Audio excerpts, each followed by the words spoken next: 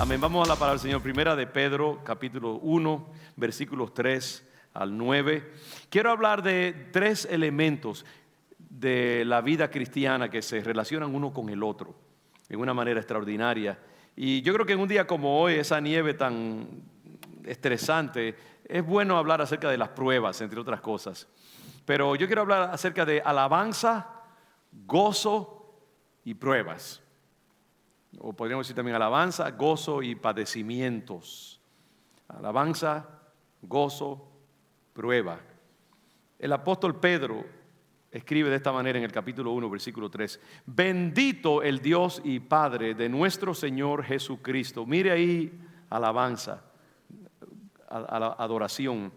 Bendito sea el Dios y Padre de nuestro Señor Jesucristo, que según su grande misericordia nos hizo renacer para una esperanza viva por la resurrección de Jesucristo de los muertos, para una herencia incorruptible, incontaminada e inmarcesible. Es una palabra bien clásica, inmarcesible. ¿Qué quiere decir qué? Que no se marchita, no decae, no se seca, no disminuye en su potencia, incorruptible, incontaminada, inmarcesible, reservada en los cielos para vosotros, que sois guardados por el poder de Dios mediante la fe para alcanzar la salvación que está preparada para ser manifestada en el tiempo postrero. Él adora al Señor por esa bendición, esa herencia espiritual recibida de parte de Dios, la vida eterna que se manifestará en un tiempo más adelante. Dice, en lo cual vosotros os alegráis. Ahí está el gozo. En inglés dice rejoice, in which you rejoice, en lo cual vosotros os gozáis. Aunque ahora, por un poco de tiempo, si es necesario, tengáis que ser afligidos en diversas pruebas. ¿Ve usted cómo ya estos tres elementos han sido mencionados en una forma entrelazados el uno con el otro? Él comienza glorificando al Padre, bendiciendo al Padre, luego entra en ese aspecto del gozo, nos gozamos por lo que hemos recibido del Padre, y finalmente dice, aunque sea necesario por un poco de tiempo, pasar por diversas pruebas, diversas dificultades, para que sometida a prueba vuestra fe, mucho más preciosa que el oro, el cual aunque perecedero se prueba con fuego, sea hallada, mire que otra vez, en alabanza, gloria y honra cuando sea manifestado Jesucristo, a quien amáis sin haberle visto, en quien creyendo, aunque ahora no lo veáis, os alegráis. Otra vez, alabanza hace un momento, alegría, gozo, con gozo inefable. Inefable quiere decir inexpresable, o quizás hasta incomprensible. Gozo inefable y glorioso, obteniendo el fin de vuestra fe, el propósito, es decir, la meta de vuestra fe, que es la salvación de vuestras almas. Bendiga el Señor su santa palabra. Como decía, este pasaje atrae a nuestra atención tres elementos clave de la experiencia cristiana: alabanza, gozo y prueba o sufrimiento. Nos muestra que estos tres elementos están relacionados uno con el otro y que se unen haciendo una sinfonía compleja y hermosa entre sí. Yo creo que estos tres elementos son como tres puntales de la vida y de la experiencia cristiana, específicamente de la experiencia cristiana. Y como que la vida cristiana procede y se mueve al son, al ritmo, puntualizada por estos tres elementos de alabanza, gozo y padecimientos o pruebas. Al principio parecería sorprendente unir estos tres elementos, porque la lógica y el mundo podría ver los primeros dos como entrelazados, la alabanza y el gozo, porque cuando uno está gozoso, pues se entendería que uno alabara y glorificara al Señor. Pero el tercero, las pruebas, los sufrimientos, los padecimientos, parece como que está fuera de lugar, como que no va. Uno dice alabanza, gozo, pruebas.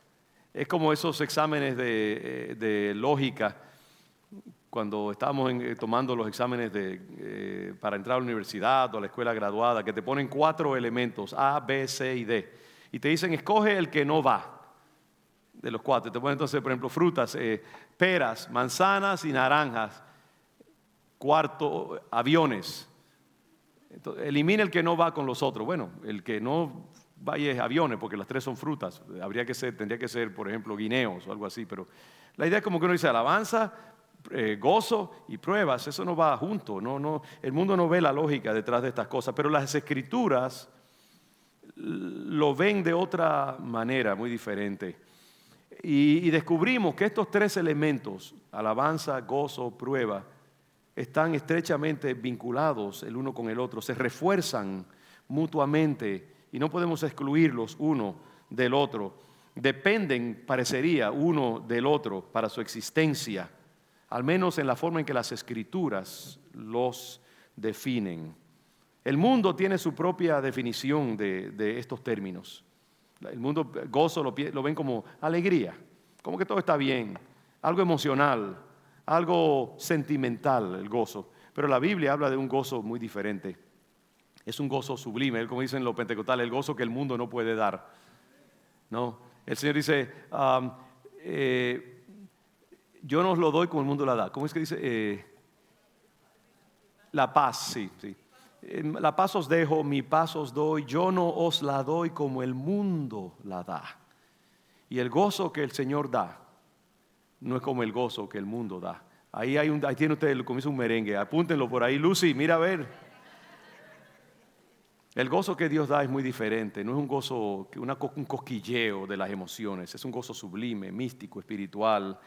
El Evangelio lo define de una manera totalmente diferente. Y por eso encaja con las otras 2 experiencias. Pedro comienza, como vemos aquí en este pasaje, con una nota de alabanza. Bendito el Dios y Padre de nuestro Señor Jesucristo. Eso es ahí comienza la carta esta del primera de Pedro. ¿Sabe, hermano, algo? Que la alabanza nunca está y nunca debería estar demasiado lejos de los labios de un creyente. Yo digo que la alabanza no es solamente para los que cantan en el coro, los músicos cristianos. La alabanza es algo que todo cristiano debe estar involucrado en ella. Y de paso, si uno está involucrado en ministerio, en adoración o cosas así, la alabanza nunca debe estar muy lejos, porque es como la gasolina, es el combustible de la vida del creyente. Y debemos estar siempre involucrados en adorar al Señor y alabarlo. Nuestras oraciones deben comenzar así, con alabanza, y darle gloria a Dios primero por todas sus bendiciones. Antes de poner la carta, la nota de compras, primero tenemos que alabar y adorar al Señor. La alabanza brota espontáneamente de parte del apóstol Pedro mientras medita y se sorprende, se deslumbra por la riqueza de las bendiciones que hemos recibido nosotros como creyentes. Él comienza a pensar, y dice que esa misericordia grande del Señor que nos hizo renacer para una esperanza viva. Estábamos muertos, dice la Biblia, en nuestros pecados y delitos, y Dios nos hizo renacer por medio de Jesucristo para la resurrección de entre los muertos. Él se deslumbra y se asombra por esa herencia incorruptible, incontaminada, inmarcesible. Son palabras que salen de su boca como una cascada de adoración poética, porque Él está embebido con esa alabanza del Señor, de lo que Él ha hecho, esa alabanza que está reservada en los cielos para nosotros, y no se queda diciendo que nosotros, que somos guardados, somos preservados. ¿Sabe usted que el Espíritu Santo está preservando el propósito de Dios en su vida? El diablo no puede arrancar lo que Dios ha determinado para su vida y para su destino. No es como que el diablo tiene tanto poder como a veces le damos, de que nos puede mandar al infierno mientras nosotros estamos buscando de Dios. No, el Espíritu Santo está allí para preservarnos, para fortalecernos, ¿no? Guardados por el poder de Dios mediante la fe, para alcanzar la salvación que está preparada para ser manifestada en el tiempo postrero. Es una expresión rica y abundante de las razones por las cuales nosotros debemos darle gloria y gracias al Señor. Esos elementos, cuando Él medita en ellos, lo llevan a bendecir y alabar al Señor. Saben, hermanos, en un día como hoy es fácil perder de vista estas grandes bendiciones y comenzar a darlas como por sentado. Ya estamos tan acostumbrados a oír de la salvación, la vida eterna y todas estas cosas que es fácil como que ya lo dijimos, ¿para qué decirlo otra vez? ¿Para qué meditar en ello? Es fácil olvidar que estas cosas son parte de nuestra vida y nuestra herencia. Y por eso es necesario que nosotros hagamos un propósito de siempre recordarlas activamente, deliberadamente, que de vez en cuando la saquemos del estante como una ama de casa diligente con una escobilla ahí y que le quitemos el polvo que se le acumula.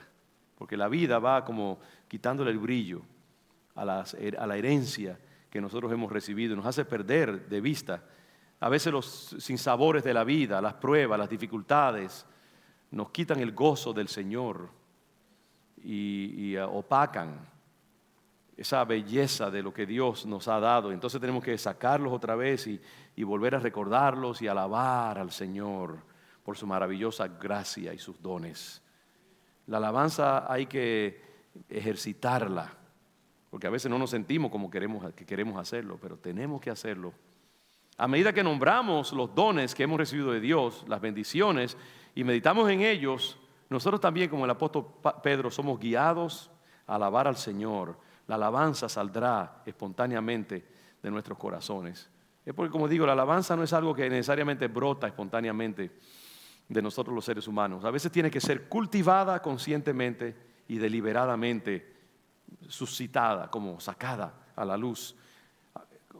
En esta mañana, cuando íbamos a salir de la casa, que me tropecé, yo pensé que podría pasar por encima después de la puerta y bajar las escaleras, y me tropecé con que no, era más pesada, más grueso la nieve, y tenía que bajar las escaleras y en la acera para llegar al carro, y no podía dejarlo así, tenía que venir rápidamente sintiendo la presión de llegar acá. Y cuando le metí la pala pensando que la podía levantar, me di cuenta que cada pie cuadrado de nieve pesaba como 40 libras, lleno de agua.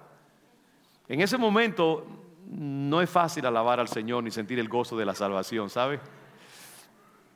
Y así pasa en la vida con tantas cosas. Creo que por ahí el mito o la realidad de esos pajaritos que sufren un gran susto y dejan de cantar, pierden su canto. Yo he conocido gente también así, ¿sabe? Que por grandes sufrimientos, como que se les marchitó la alabanza. Músicos a veces que han perdido su capacidad para adorar al Señor por un gran padecimiento. Y así pasa en la vida, y el polvo de la vida nos quita muchas veces el gozo del Señor, y tenemos entonces que sacar una alabanza por fe y por propósito simplemente. Yo creo que eso es lo que el salmista del Salmo, David, en el Salmo 103 nos recuerda. Bendice, alma mía, a Jehová, y bendiga todo mi ser su santo nombre. Bendice, alma mía, a Jehová, y no olvides ninguno de sus beneficios. Él le está diciendo a su alma, hay como que hay dos partes en el ser de David. Hay una parte que es su facultad más alta, su espíritu, y le está hablando a su alma, que es la parte emotiva, emocional, la parte que más fácil se magulla con las cosas de la vida. Y el espíritu le está diciendo al alma, bendice a Jehová, ponte de pie y alaba al Señor. Levántate en alabanza. Y así nosotros tenemos que hacer muchas veces, hermanos. En medio de la prueba, en medio de las luchas, bendice, alma mía, a Jehová, y no olvides ninguno de sus beneficios. Ese salmo que leía Vanessa hace un momento. ¿Por qué te abates, oh alma mía? ¿Y por qué te turbas dentro de mí? Espera en Dios, porque aún he de alabarle, salvación mía y Dios mío. Es la misma idea. Uno ve siempre a David como dialogando consigo mismo, en un diálogo esquizofrénico casi. La parte de él que se abate porque no ve a Dios en toda la gloria que él lo quiere ver, y ha pasado el tiempo y está cansado y ya la tentación es a no alabar más, pero entonces su espíritu le dice, no, ponte de pie, alaba al Señor, bendícelo, porque aún he de alabarle. Un día yo voy a ver lo que yo he querido ver. Y eso es lo que tenemos que hacer, hermanos. A veces hay que alabar al Señor con las lágrimas metiéndosela por la esquina de la boca a uno, y esa alabanza tiene gran virtud y gran valor para Dios. Y eso pasa que a medida que nosotros calentamos los motores y en medio de nuestro sufrimiento y padecimiento comenzamos a alabar al Señor, al principio seca, es como una llave de agua que ha pasado muchas semanas sin abrirse. Yo no sé, cuando nosotros vamos a Maine y abrimos una de las llaves de allá de nuestra casita que no ha estado abierta por meses, y lo primero que usted abre la llave sale que lo que sale es aire, y después sale como una gotita de agua, y finalmente ya cuando se aclaran las tuberías sale el agua fluyendo. Y así pasa con nosotros. A veces cuando estamos apretados en la vida, la alabanza no quiere surgir, pero decimos no, hay que persistir. Tengo que alabar al Señor porque para eso yo fui hecho. Y finalmente la alabanza sale y brota como una cascada limpia. Y tenemos que comenzar a agitar nuestro espíritu. Y entonces esa alabanza inicial, triste y pegada, se convierte en algo glorioso que abunda para gloria del Señor. Tenemos que vivir una vida de alabanza. La alabanza es importante y eso nos podría tomar todo el tiempo, pero ustedes no tienen más nada que hacer. ¿Qué van a hacer? Ir a paliar nieve cuando lleguen a la casa. Así que quédense acá un rato. Miren lo que dice Efesios capítulo 5. Vamos a coger un tiempecito acá. Yo siempre vengo propuesto a predicar sermones breves y cuando llego aquí arriba se me olvida la promesa. Efesios 5, 18 al 20. El apóstol Pablo dice, no os embriaguéis con vino en lo cual hay desorden o disolución. Antes bien que sed llenos del Espíritu, mire cómo hablando entre vosotros con salmos, con himnos y con cánticos espirituales, cantando y alabando al Señor en vuestros corazones, dando siempre gracias por todo al Dios y Padre. El apóstol Pablo dice, hey, llénense del Espíritu más bien. ¿Y cómo lo van a hacer? Alaben al Señor, canten salmos, alabanzas, lean la palabra, confiesen las promesas del Señor en sus vidas, reciten esos salmos que ustedes se conocen de memoria y van a ser llenos del Espíritu. También se podría decir que la gente llena del Espíritu alaba también, ¿sabe? Las dos cosas son, ¿quieres ser lleno del Espíritu? Alaba. ¿Quieres alabar? Vas a ser lleno del Espíritu. Las dos cosas están allí, porque la alabanza tiene esa virtud, esa importancia, una disciplina de alabanza. Es importante en la vida. Adore, alabe al Señor. Y eso es un golpe que usted le asesta al enemigo. Hay un coro que dice, golpe de espada es la alabanza. Golpes de guerra que alaban a Dios. Algo por el estilo, ¿no? La alabanza es un golpe de espada. Eso viene de la Biblia, de hecho. Y cada golpe de la espada de Dios es con pandero, con trompeta y tambor. Será con cantos de júbilo. Cantos de júbilo. La alabanza es algo muy poderoso en la vida. No es solamente para expresar alegría, es también como una medicina clínica que limpia el alma. Entonces, alabanza, muy importante en la vida cristiana. Entonces, después el apóstol Pablo habla del gozo también que está implicado en la vida madura cristiana. En el versículo 6, él dice, en lo cual vosotros os alegráis, aunque ahora sea necesario estar afligidos por un poco de tiempo. El versículo 8 nos dice también que amamos a Cristo sin haberlo visto y nos alegramos con gozo inefable y glorioso. El gozo es parte de esa danza de la vida cristiana.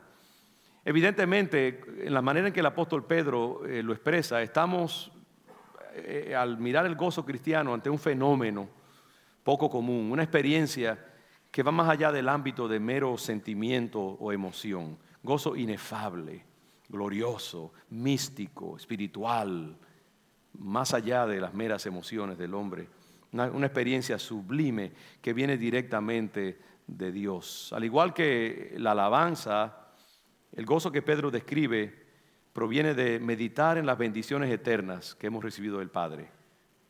Pedro bendice y alaba al Señor porque dice, hemos recibido todas estas cosas de parte de Dios, una herencia inmarcesible, incontaminada, y alaba. Y también es lo mismo con el gozo. El gozo viene porque hay tantas cosas que tenemos por las cuales le podemos dar gloria al Señor y debemos regocijarnos en ellas. Los primeros cristianos se regocijaban al pensar en la maravillosa herencia que tenían. Esa herencia que nunca podría perecer, estropearse o desvanecerse, guardada en el cielo para nosotros. Hace tiempo, me vino ahora mismo a la mente una ilustración que leí más bien hace literalmente décadas, no la había recordado. Pero es la historia de en el oeste de los Estados Unidos, en el siglo XIX, mucha gente se mudó para California porque se descubrió oro en algunas de las montañas y los ríos de California. Y fue un éxodo masivo de gente para ir a California a explorar y buscar oro, encontrarlo en las minas, en los ríos de California. Y se habla de un grupito de hombres que buscando en diferentes lugares descubrieron una veta bien grande de oro. Y cogieron mucho oro y tenían que regresar porque ya estaban agotados, no podían seguir cavando y sacando más oro. Y regresaron al pueblo de donde se hospedaban. Y se prometieron no decirle a nadie, evidentemente, porque si no sabían que iba a venir todo el mundo a competir con ellos. Y se fueron y regresaron sin decirle nada a nadie del oro que habían descubierto. Y cuando regresaron como un par de días después al mismo sitio, creyendo que nadie se había dado cuenta, descubrieron que había una cantidad de gente que los había seguido. Y le preguntaron a la gente, pero ¿cómo ustedes supieron que nosotros habíamos descubierto oro? Y le dijeron, por la mirada de alegría intensa que ustedes tenían. La gente vio esos ojos como febriles y dijeron, esta gente sabe algo que nosotros no sabemos. Y yo creo que así es el gozo del Señor en nuestra vida, cuando nosotros sabemos todo lo que Dios nos ha dado, todo lo que tenemos, todo lo que estamos destinados a disfrutar. Nosotros también podemos experimentar, y el problema es que muchas veces no meditamos lo suficiente en eso. Yo creo que nos dejamos obsesionar tanto por los sufrimientos de este mundo, las luchas y las cosas, que no hacemos lo que supone que un cristiano haga, que es meditar en todo lo que hemos recibido para que esto sirva como un antídoto. Yo creo que los cristianos que profundamente meditamos en las cosas que Dios nos ha dado, debemos ser caracterizados por un gozo que el mundo no conoce. Cuando la idea del cielo y la vida eterna se vuelven reales para nosotros, cuando meditamos continuamente en ellos, el gozo se vuelve inevitable. Y una de las cosas que yo creo que ha pasado con la iglesia es que estas cosas de la vida eterna, la resurrección, la segunda venida de Cristo, como que hemos dejado de enfatizarlo muchas veces porque parece como un poquito místico y como abstracto, y se nos habla más bien de predicar sobre las cosas concretas. Pero yo creo que es importante también que nosotros le quitemos el polvo a las bendiciones que tenemos en Cristo Jesús para que el gozo del Señor se vuelva nuestra fortaleza. Y lo que pasa también es que cuando nos involucramos demasiado en las luchas de este mundo y le prestamos demasiada atención al mundo, nos alejamos del gozo, nos volvemos más ansiosos, nos sentimos más afectados por el mundo y más rápidamente perdemos el gozo de nuestra salvación. Yo creo que una de las cosas que vemos en la teología moderna es este llamado a involucrarnos en la justicia social y a la iglesia ser efectiva e involucrarse en la vida del mundo y afectar el mundo y cambiar la historia. Y eso tiene su lugar. Ustedes saben que nosotros nos involucramos en 20,000, cuando estuvimos allá ahora con la cuestión contra la marihuana, es una manera de estar involucrados en el mundo. Pero yo creo que eso tiene también una cara siniestra. Y es que hoy en día mucha de la iglesia se ha metido tanto en el evangelio de la justicia social y de la historia y del tiempo y el espacio, que ha perdido también esa visión eterna y ultramundo que debe tener la iglesia. Porque la iglesia debe vivir en la tensión de la eternidad y el tiempo y el espacio. Estamos en el mundo, pero no somos del mundo. Somos peregrinos y extranjeros y tenemos que vivir en las dos direcciones. El mundo seguirá siendo mundo hasta que Dios lo cambie. Y nosotros, por eso algún día yo voy a volver no se crean que se me olvidó la serie sobre Eclesiastés. Esa es una serie muy fecunda, porque la idea es allí que cuando uno conoce lo que es el mundo, y uno sabe que el mundo es relativo, que el mundo está condenado al fracaso, que el mundo será siempre. ¿Qué es lo que fue, lo que es? ¿Qué es lo que será, lo que fue? El mundo no cambia, y por eso tenemos que despegarnos del mundo para poder experimentar el gozo del Señor, como el libro de Eclesiastés nos llama. Tenemos que también meditar en la patria celestial y en la vida venidera para despegarnos un poco del mundo. Y yo creo que los que se despegan del mundo son los que más pueden afectar el mundo. Cuando el mundo está demasiado pegado a nosotros y nosotros del mundo, el mundo nos controla. Así que nosotros tenemos que ser como esos luchadores de lucha libre que nos mantenemos en distancia uno del otro, ¿sabe? Porque si usted se pega demasiado, lo estrujan todo. Yo digo también que es como un pintor. Esta mañana, ¿sabe?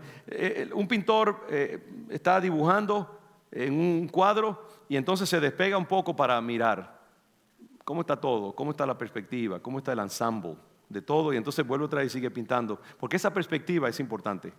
Cuando usted va a un museo, usted no ve un cuadro así, usted lo ve como a 3, 4 pies de distancia para poder entenderlo todo. Y el mundo tiene que ser así. Nosotros tenemos que despegarnos del mundo para poder afectar y entender el mundo, para controlar el mundo. Si el mundo está demasiado pegado a usted y usted al mundo, usted no va a poder experimentar el gozo del Señor. Yo he hablado con un par de personas últimamente que me han recordado eso. Hay personas en el Evangelio que son nuevas generalmente, ya llevan mucho tiempo a veces, y como que siempre están pisando el acelerador pero nunca arranca el carro. Vienen a la iglesia muchísimas veces y toman consejería y todo, pero no entran en el gozo de su Señor. Y yo me he encontrado diciendo, ¿sabe qué? Posiblemente es porque tú todavía necesitas convertirte. Todavía quizás necesitas morir al mundo, porque ese es un valor que comparten. La persona que no experimenta el gozo del Señor muchas veces es porque está demasiado viva todavía. ¿Sabe? Es como esos bistecs que están hechos, todavía están sangrando, no se han cocido lo suficiente. Y yo creo que hay mucha gente que todavía están sangrando, porque el yo está demasiado vivo. El viejo hombre no está tan viejo después de todo. Y tenemos entonces que buscar, siempre tenemos que estar peleando por entrar más hondo en la vida que Cristo quiere de nosotros. Y el mundo no puede. Yo creo que ese himno que cantamos solamente en los funerales, no puede el mundo ser mi hogar. En gloria tengo mi mansión, no puede ser el mundo mi hogar. Ese es un buen himno para cantar, no solamente para los funerales. El cristiano debe tener un funeral todos los días, yo creo, y verse a sí mismo metido en un ataúd. ¿Sabe? Pruebe eso un día. Es más, cómprese un ataúd y póngalo ahí. No tanto. Pero tenemos que pedirle, Señor, crucifícame para que tu vida pueda manifestarse en mí. Es lo que dice la palabra: si el grano de trigo no cae a tierra y muere, queda solo, pero si muere, lleva mucho fruto. Y el mundo tiene que dejar de tener ese poder sobre nosotros. No puedo reprimir a mi hermano Habacuc, en capítulo 3, versículos 17 y 18. Aunque la higuera no florezca, ni en las vides haya frutos, aunque falte el producto del olivo y los labrados no den mantenimiento, y las ovejas y los chivos y las vacas sean quitadas de la majada. Esa es mi versión Miranda. Y las ovejas sean quitadas de la majada y no haya vacas en los corrales, con todo, digan con todo, yo me alegraré en Jehová y me gozaré en el Dios de mi salvación. Aunque no haya latas de atún en la despensa, aunque quede solamente un dedo de leche en el contén, aunque no haya ningún pollo que asar o guisar este día, yo me voy a alegrar en el Señor. ¿Podemos nosotros decir eso verdaderamente en nuestra vida? Yo creo que esa es la meta, por lo menos, a la cual tenemos que aspirar cada día. Despegarnos del mundo. Aunque no haya especiales en Marshalls, con todo yo me alegraré en Jehová. Y yo creo que el mundo precisamente es esa lucha que tenemos. Y tenemos que continuamente decir, no, yo no voy a dejar que el mundo me controle. Por eso el apóstol Juan, en Primera de Juan, dice que la amistad con el mundo es enemistad con Dios. No améis al mundo ni las cosas que están en el mundo, porque la amistad del mundo es enemistad con Dios. Porque las cosas de este mundo, dice que perecen, pasan, mas el que hace la voluntad del Padre permanece para siempre. Hay una lucha, una antinomía entre el mundo y Dios. Y si uno ama al mundo, ¿qué quiere decir amar al mundo? Quiere decir estar apegado al mundo y las cosas que están en el mundo. Nosotros tenemos que tomarnos una aspirina o una medicina contra el mundo todos los días. Y cada día tenemos que soltar, porque el apego al mundo es contrario a los intereses del reino de Dios. Alguien ha dicho también que el rastro de un cristiano en el mundo es como el rastro de un conejo herido en la nieve. ¡Wow! ¡Qué lindo está eso! Un conejo sangrando en la nieve deja gotitas de sangre mientras va caminando. Y así debe ser el rastro del creyente. Debemos estar muriendo cada día un poquito para el Señor. Cada día tenemos el Señor. Y voy a hablar acerca de las pruebas entonces y por qué las pruebas son importantes en ese sentido. Así como la alabanza emana y sale de enfocarse en las bendiciones eternas recibidas del Padre, así también el gozo surge de la misma conciencia de estar destinados hacia la eternidad. Tanto la alabanza como el gozo salen de la misma fuente, de meditar y tener muy presente las bellezas y los privilegios de la vida eterna que hemos heredado por medio de Cristo Jesús. Perdonen la botella poco elegante. Si vamos a vivir una vida de gozo, debemos cultivar ese enfoque espiritual. Nuestra prioridad debe ser puesta en las cosas del Espíritu. Voy a saltar, digan gloria a Dios. El tercer principio, entonces tenemos alabanza y gozo. El tercer principio poderoso que Pedro saca a la luz aquí es el de sufrimiento, las pruebas, el patito feo de esta trilogía. El sufrimiento, el padecimiento, las pruebas. Pedro señala algunas cosas interesantes sobre el sufrimiento y las pruebas. Quiero señalar tres cosas que caracterizan el padecimiento, las pruebas en la vida cristiana, por las cuales no podemos huir de las pruebas, porque son las pruebas, la prueba, el sufrimiento en Cristo es algo tremendamente útil, tremendamente bello, sublime y valioso. El número uno acerca del sufrimiento y por qué está vinculado con el gozo y con la alabanza. Una de las cosas que yo descubro según este pasaje es que es posible experimentar el gozo en medio del sufrimiento. Usted puede estar padeciendo en su vida de grandes pruebas y sin embargo usted puede experimentar gozo como el gozo del Señor, no el gozo del mundo. No se excluyen mutuamente. Mire cómo dice el versículo 6 aquí, ¿no? Dice, en lo cual vosotros os alegráis, aunque ahora por un poco de tiempo, si es necesario, tengáis que ser afligidos en diversas pruebas. La razón por la cual nosotros podemos gozarnos es porque hay cosas que el Señor nos ha dado, que es lo mismo del gozo y la alabanza. Estas tres cosas van de la misma dirección.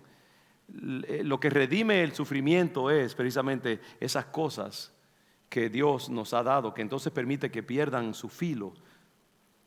Me viene a la mente de nuevo las palabras del apóstol Pablo. ¿Dónde está, oh muerte, tu aguijón? ¿Dónde, oh sepulcro, tu victoria?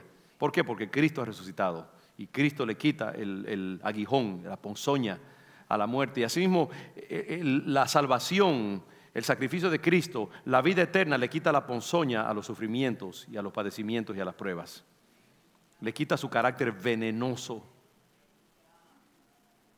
Es posible experimentar el gozo en medio de las pruebas cuando entendemos el propósito, la naturaleza verdadera de las pruebas en Cristo Jesús. Esta idea de gozarnos y de alabar en el sufrimiento es algo exclusivamente del territorio cristiano espiritual. El mundo no puede entender esto. El gozo del creyente no depende de nuevo de las circunstancias como en Habacuc. Depende del conocimiento de que ya estamos viviendo en la eternidad. Que el mundo ha sido relativizado. Ya no tiene su carácter absoluto y controlador. El valor del mundo ha sido reducido por la presencia del cielo que se avecina. Cuando la realidad de la vida eterna es real en su vida, ya el mundo no tiene el mismo peso que tenía antes. Y eso es lo que me dice, por ejemplo, si usted busca en Hebreos capítulo 12, en el versículo 2, dice: puestos los ojos en Jesús, puestos los ojos en Jesús, el autor y consumador de la fe, el cual por el gozo puesto delante de él sufrió la cruz, menospreciando el oprobio, y se sentó a la diestra del trono de Dios. ¿Cuál fue la técnica, por así decirlo, que Cristo usó para sufrir, para padecer victoriosamente el sufrimiento de la cruz? Él puso la mirada en el producto de su padecimiento. Él se remontó a lo que iba a venir. ¿Y qué iba a venir? La salvación de la humanidad, la redención del mundo, desmontar la maquinaria diabólica pieza por pieza por medio de su crucifixión. Dice la Biblia que en la cruz Cristo derrotó a los principados y a las potestades y los exhibió públicamente y anuló el acta de los decretos que nos era contraria. Y yo creo que mientras el Señor estaba allí crucificado, Él estaba poniendo su atención en lo que venía. Él sabía que el viernes de la crucifixión estaba allí, pero el domingo de la resurrección venía.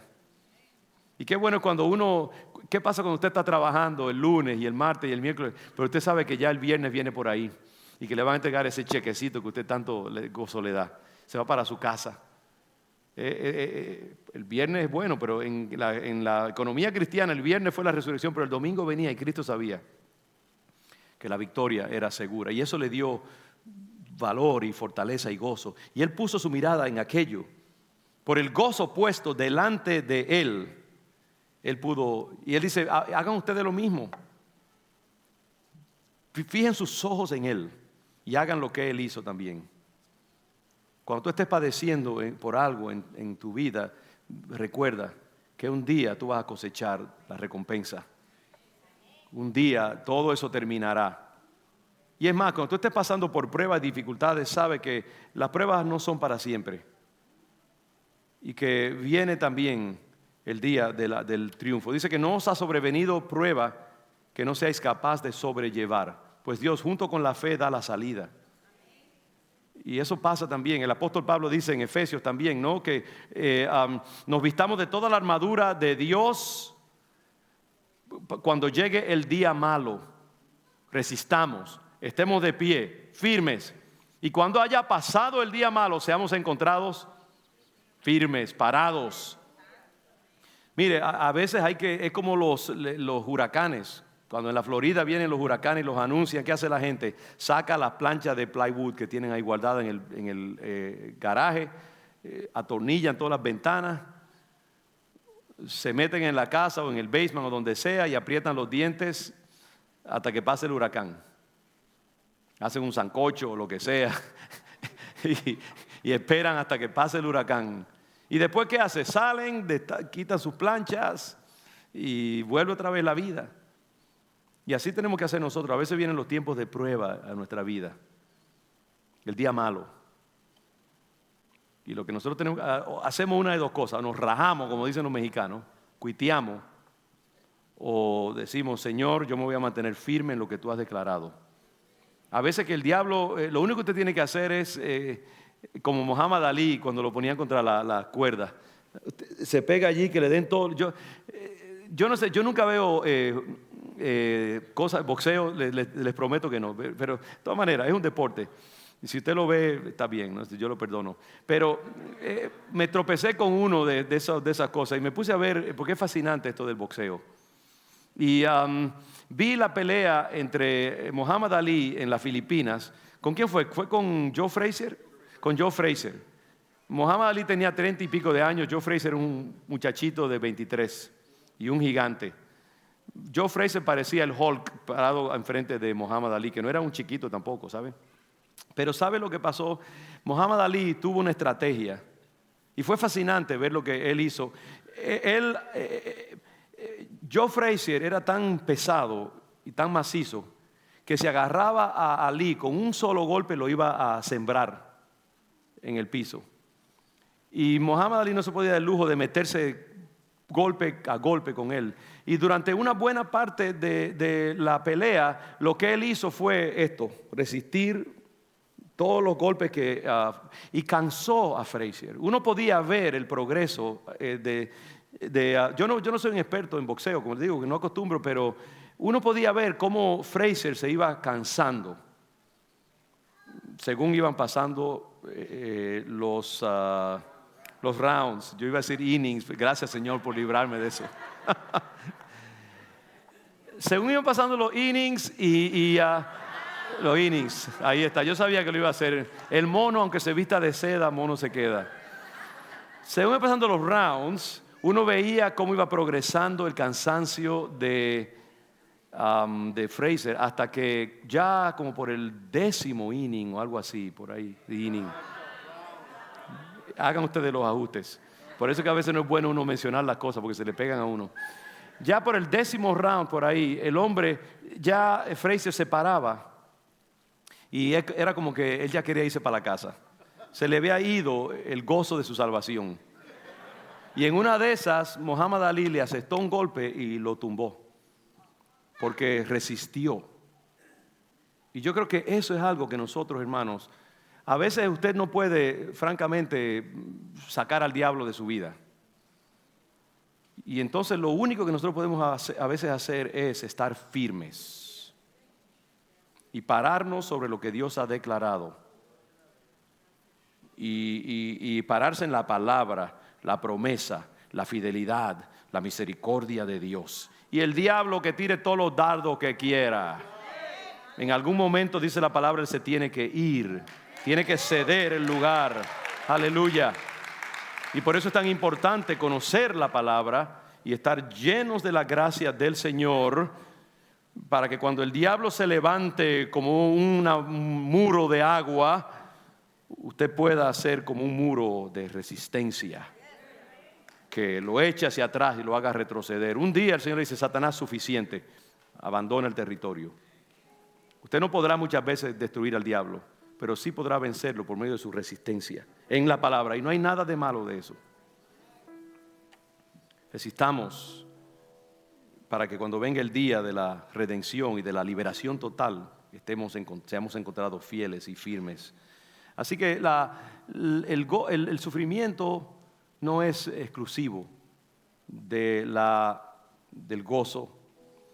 Y en segundo lugar, voy terminando, las pruebas son una parte integral, un componente necesario de la experiencia cristiana. Dice, para que, si es necesario, que haya un poco de prueba. Me encanta el lenguaje que él usa en este pasaje, primera de Pedro.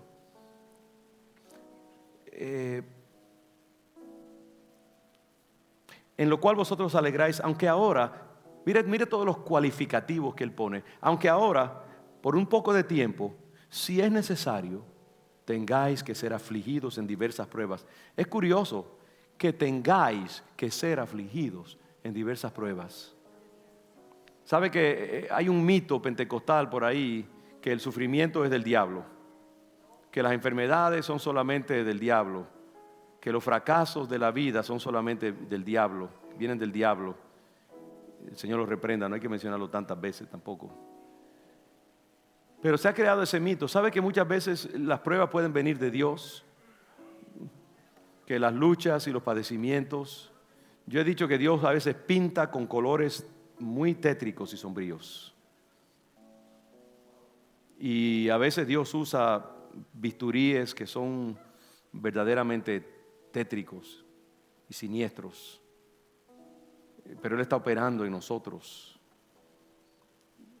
Me imagino que cuando el cirujano mete el cuchillo en un espacio gangrenoso y rompe la carne y entra y saca toda esa masa putrefacta de un cáncer, las células que están alrededor se escandalizarán de lo que está haciendo el cirujano, pero lo está haciendo para preservar vida, para sanar, para limpiar el organismo, para que la vida pueda continuar. Y muchas veces el Señor usa las pruebas, los sufrimientos, los fracasos, los momentos de crucifixión en nosotros para completar su obra en nuestras vidas. Y a veces esas cosas nos hacen más sobrios, más humildes, más conscientes de la gracia del Señor. El apóstol Pablo habla en ese pasaje terriblemente profundo y misterioso. Él habla de las cosas grandes que él experimentó, de las cosas que vio en el cielo, de todo lo que Dios le había dado, de lo maravillosa que había sido la gracia del Señor en dotarlo con experiencias que ningún otro hombre, experiencias tan grandes que él ni siquiera se le dio permiso para compartirlas en el ámbito humano. Y uno dice, gloria a Dios, qué bueno, qué lindo. Y después dice, y para que la sublimidad, la grandeza de esas experiencias no me enorgullecieran desmedidamente, esas son las expresiones de él, Dios me envió un aguijón, un mensajero de Satanás, que me afligiera,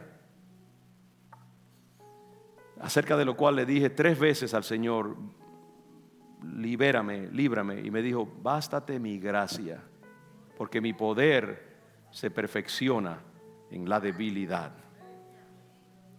Y entonces dice, bueno, y yo entendí el mensaje, si es así, entonces me gloriaré más bien en los padecimientos, los sufrimientos, las debilidades, porque cuando soy débil, entonces soy fuerte. Hermano, se tomaría una mente mucho más grande que cualquiera de las de nosotros aquí para poder descifrar ese pasaje en toda su complejidad y su profundidad. Porque la idea de que el Señor permitiría un mensajero de Satanás, un ángel, sabe que la palabra que se traduce al español mensajero, y yo creo que los traductores se acobardaron, y por eso, porque la palabra ángelos en el griego original puede ser o mensajero o ángel, la misma palabra, porque los ángeles son mensajeros. Entonces yo creo que los traductores no podían tragarse la idea de que Dios enviara un ángel de Satanás a probar a su apóstol, y por eso usaron la palabra un poquito más eufemística, un mensajero. Pero lo que Pablo estaba diciendo, un demonio. Yo creo, a mí no me gusta ponerle cosméticos a los misterios de Dios. Y lo que Pablo está diciendo, Dios envió un aguijón en mi carne, un diablo, un espíritu maligno. ¿Sabe que no es la única vez que en la Escritura que se habla de un demonio que Dios usa para propósitos sublimes? Lo hizo antes con Acab. Dijo que envió un espíritu de mentira. ¿Puede Dios usar hasta los aspectos demoníacos del mundo espiritual para llevar a cabo sus propósitos? Le dio a Satanás permiso para tocar a Job, su siervo sublime, para resolver una controversia. Y Dios usa instrumentos que para mí a veces son incomprensibles. Y por eso es que yo he aprendido a no simplificar los misterios de Dios. Nosotros los hombres y las denominaciones tratamos de simplificar los misterios de Dios. No cometamos nosotros el mismo error. Dios es profundo, inexpresable, complejo, contradictorio a la razón humana y al lenguaje humano, pero no contradictorio en su lógica eterna y divina. Y Dios a veces puede usar cosas raras para llevar a sus siervos a donde Él los quiere llevar. Y Dios usa a veces la prueba en nuestra vida, los sufrimientos, los bisturíes malamente afilados para completar su obra salvífica en nosotros, perfeccionarnos, pulirnos. La prueba puede ser un instrumento de Dios para llevarte a donde tiene que llevarte, desangrarte. Y el Señor le dijo a Pablo, te tienes que tragar eso por un tiempo, esa medicina te la vas a tener que tomar, porque no te la voy a quitar. Bástete mi gracia, mi incomprensible misericordia, mi bondad, mi comprensión de tu marco, porque Él se acuerda de nuestra condición, sabe que somos polvo. Y esos son misterios que nos da vértigo cuando nos asomamos a ese abismo. No simplifiquemos a Dios demasiado. Mis hermanos, Dios usa la prueba, puede usarla en tu vida. Yo no la quiero, pero cuando viene, yo he aprendido es tiempo de meterme adentro y cerrar las ventanas hasta que pase el turbión. Y Padre, que mi fe no falte. El Señor Jesucristo le dijo a los discípulos: Satanás os ha pedido para zarandearos como trigo. Le dijo a Pedro. Y Dios quería desangrar a Pedro porque lo iba a usar. Pedro estaba demasiado lleno de fortaleza y de vigor masculino, de valor carnal. Cuando le dijo: Señor, aunque todos estos manganzones te dejen, yo no te voy a dejar. Yo voy a estar aquí como un roble. Y el Señor lo miró y se sonrió irónicamente. Dijo: Pedro, tú no sabes lo que estás diciendo. Antes que el gallo cante 3 veces, tú me vas a negar 3 veces. Y yo he orado al Señor para que cuando tú hagas eso, no te sientas tan destruido que tu fe falle y dejes de servirme. Son los misterios. Yo creo que cuando Pedro negó a Jesús, no fue porque él fallara en su valor personal. Yo creo que fue una prueba inducida por el mismo Dios que quería trabajar a este siervo, que un día escribiría 2 de las cartas más sublimes de la historia y de la escritura, primera de Pedro y segunda de Pedro. Cuando uno piensa este pescador oliendo a peces allí comenzando su ministerio, que de esa sensibilidad carnal impulsiva de ese hombre saldrían 2 de las cartas y de los documentos más sublimes de la historia que bendecirían a toda la humanidad. ¿Cómo se llegaba de una cosa a la otra? A través de esa crucifixión del yo, a través de esa prueba sangrante. Yo creo que cuando Pedro siente el terror de la muchacha que lo acusa de ser parte de ese grupo, de ese nazareno que van a crucificar, el pánico que él sintió no venía de él, venía de ese demonio que el Señor permitió que lo afectara un momento para prepararlo para el propósito que él tenía para él después. Y por eso el Señor dijo: yo he orado para que tu fe no te falle en ese momento. Y yo creo que el Señor siempre está orando por nosotros para que nuestra fe no falle en medio de las luchas y las aflicciones de la vida. Recuerda siempre que cuando tú estés pasando por una prueba grande, el Señor está a tu lado, orando por ti, diciendo: Señor, Padre, guárdale hasta que pase la prueba y que salga como el oro purificado, más puro y más brillante que nunca. Saca la impureza. Cuando el oro es probado por el fuego, es para sacar todos los metales que no son oro. Y muchas veces el fuego de la prueba saca todo lo que no es de Dios, de nosotros, y nos deja más livianos, nos deja más preparados para ser siervos, ser usados del Señor. Así que no huyamos de la prueba, no huyamos y no dejamos que la prueba nos quite el gozo del Señor, el gozo de la salvación. Pienso en David, en su Salmo 51, dice: vuélveme el gozo de tu salvación y espíritu noble me sustente. Porque el diablo quiere muchas veces, las pruebas y los fracasos nos quieren quitar el gozo de la salvación. Y tenemos que decirle: Señor, no permitas que el gozo de tu salvación nos sea quitado. El Señor va a estar allí para darte, devolverte lo que tú has perdido.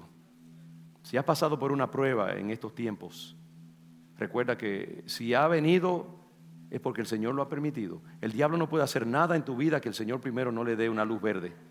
Y si Él le da luz verde es porque Él sabe que es para tu bien, no para tu mal. En el nombre del Señor. Aleluya, aleluya. Baje su cabeza. El Señor nos ha ministrado, me ha ministrado a mí. Esta mañana, mientras yo trabajaba este sermón, el Señor me dijo que me iba a hablar a mí. Yo pensé que era, no sentí nada en el primer mensaje, pero en este, Dios me ha tratado conmigo, me ha hablado. Y nos ha hablado a nosotros. Yo espero que te hable a ti esta mañana. Tú puedes experimentar gozo en medio de la prueba y debes pensar en la recompensa, lo que está delante de ti, lo que Dios te ha prometido. Puedes alabar al Señor en medio de las dificultades y las pruebas. Y puedes gozarte de que Dios te ama tanto que te permite ser probado. Dios te ama tanto que está operando en ti. No es que se ha olvidado de ti, es lo contrario, está más cerca de ti que nunca. Y tú vas a ser usado más grandemente por Dios ahora, porque te sometiste. Cuando un hombre, una mujer besa la mano del Dios que lo ha bofeteado, es bendecido y recibe recompensa. Así que, Padre, aquí estamos para ser tus siervos, lo que tú quieras, Señor. Danos simplemente la fortaleza y la sabiduría para discernir tu obra en nuestra vida. Yo bendigo este pueblo que ha venido esta tarde, Señor. Han venido habiendo decidido venir y habiéndose planteado la opción de no venir. Y están aquí para adorarte. Bendícelos y glorifícate en sus vidas y derrama tu gracia sobre ellos. Renueva nuestras fuerzas. Y gracias porque nosotros podemos ver cosas sobre las cuales los ángeles querrían mirar. Y tú nos las has dado y confiado a nosotros para manejarlas. Y eso es un misterio, Padre. Pero te damos gracias porque no lo merecemos. Pero tú eres bueno. Y para siempre es tu misericordia. Y declaramos que Satanás está avergonzado y está bajo la planta de nuestros pies. Y que toda la gloria y toda la honra, Señor, sean para ti. Yo declaro sanidad sobre tus hijos y tus hijas esta tarde. Tócanos con tu elixir vivificante. Te adoramos. Gracias, Padre. Amén y amén. Gracias, Señor.